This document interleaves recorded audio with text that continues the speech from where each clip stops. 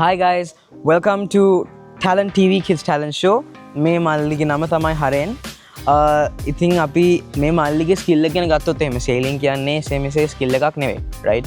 එයා මුහුදේ මැද නැත්තම් ගඟක් හෝ ඇලක් හෝ වැවක් හෝ මැද කොහේ හරි සේල් කරද්දී එයාගේ බෝට් එක තනියෙන් එයා හැන්ඩල් කරන්න ඕනේ. quick decisions ගන්න ඕනේ. ඒ වෙලේ මේ එන හුළඟ, ඒ වෙලේ වතුරේ තියෙන pressure එක, water current එකේ ඔක්කොම බලලා එයා තනියෙන් එයාගේ ඩිසිෂන්ස් ඉතා ඉක්මනින් ගන්න ඕනේ. මොකද පොඩ්ඩක් හරි එයා පරක් වුණොත් එහෙම රේස් එකේ එයාගේ පොසිෂන් එක යට නැති වෙන්න ඉඩ තියෙනවා. අනිත් එක ලයිෆ් ත්‍රෙටනින් සිචුේෂන්ස් වලටත් මුහුණ දෙන්න තියෙනවා අනිවාර්යෙන්.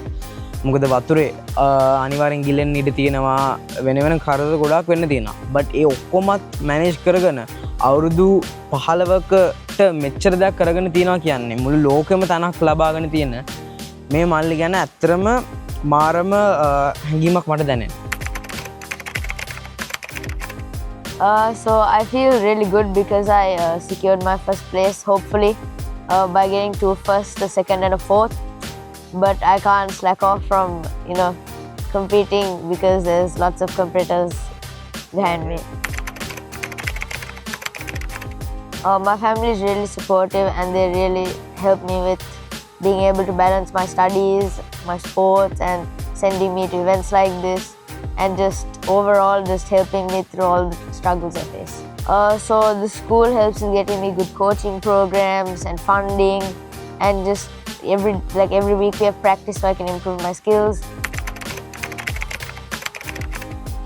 So it's hard but manageable because I have a lot of support from my friends and my family.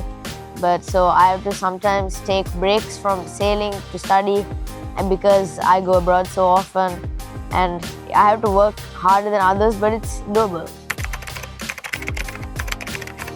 I knew it was a sport with a lot of opportunities, and the main thing because I started sailing with nationals and I saw the bigger and older kids than me, and I just said I want to be like them, one day. And now currently I've achieved that goal. So my top 3 countries so far are India because I've been to many parts of it and I've seen different cultures from everywhere. I went to the northeast, I've gone to Chennai, I've gone to Hyderabad. So, and also because we won some medals in Shillong, which is northeast.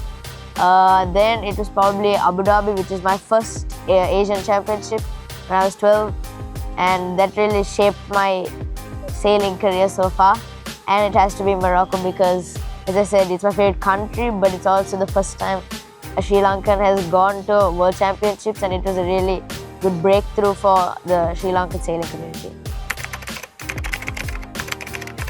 Basically, when I started sailing, my first nationals, like I said, so the day before nationals, we were all practicing, and I was doing quite well, in my opinion, when I was really bad compared to the other kids.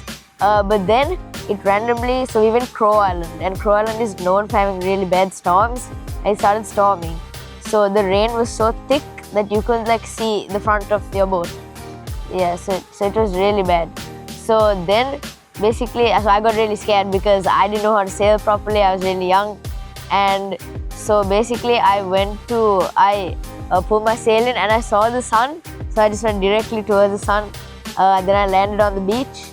Then some sketchy fisherman found me and brought me back to the Navy base, and yeah, so that was a story that will stay with me probably until I die. The nearest goal that I have is, so the Asian Championship is held in Gulf Face this year on December. It starts on December 12th. So my aim there is to get a medal there. So that's my current ambition to sailing. My other ambition is to try and get 9 A's at O levels, because then I've proved to everyone that you can balance sports and studies, and it's completely possible for anyone. I just want to thank my parents, my brother, and my coach for being the support of this whole journey and just helping me push through all the struggles and hardships I faced so far, and for my family turning me into a better person, and for my coach making me better at this sport.